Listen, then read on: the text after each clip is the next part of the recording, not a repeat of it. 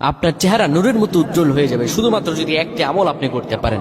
অজু করার সময় পানি যখন আপনার চেহারায় দিবেন, আপনার চেহারায় পানি দেওয়ার সময় শুধুমাত্র একটি দোয়া আপনি পড়বেন। আপনার চেহারা থেকে মেস্তা, ব্রণ এবং চেহারার বিভিন্ন রকম কালো দূর হয়ে যাবে এবং চেহারায় সৌন্দর্য এবং লাবণ্য ফুটে উঠবে এবং চেহারায় যেন নূর চলে আসবে ইনশাআল্লাহ।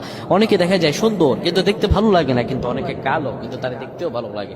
এটি হচ্ছে আল্লাহ তাআলার পক্ষ থেকে একটি রহম। চেহারা সৌন্দর্য বৃদ্ধি পাওয়া আল্লাহ তাআলা দোয়া কবুল করার মাধ্যম, চেহারা সৌন্দর্য বৃদ্ধি পাওয়া গুনাহ মাফ হয়েছে এটার মাধ্যম।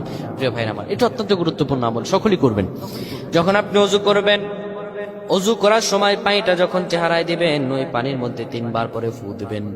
আল্লাহু নূরুস সামাওয়াতি ওয়াল আরদ আল্লাহুম্মা ইগফিরলি, আল্লাহু নূরুস সামাওয়াতি ওয়াল আরদ আল্লাহুম্মা ইগফিরলি।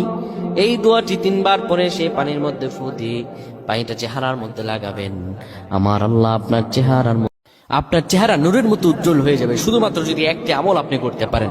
অজু করার সময় পানি যখন আপনার চেহারায় দিবেন, আপনার চেহারায় পানি দেওয়ার সময় শুধুমাত্র একটি দোয়া আপনি পড়বেন। আপনার চেহারা থেকে মেস্তা, ব্রণ এবং চেহারার বিভিন্ন রকম কালো দূর হয়ে যাবে এবং চেহারায় সৌন্দর্য এবং লাবণ্য ফুটে উঠবে এবং চেহারায় যেন নূর চলে আসবে ইনশাআল্লাহ।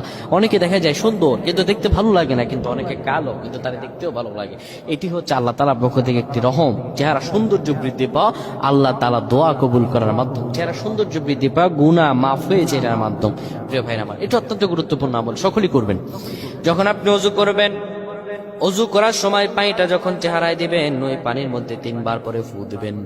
আল্লাহু নূরুস সামাওয়াতি ওয়াল আরদ আল্লাহুম্মা ইগফিরলি, আল্লাহু নূরুস সামাওয়াতি ওয়াল আরদ আল্লাহুম্মা ইগফিরলি।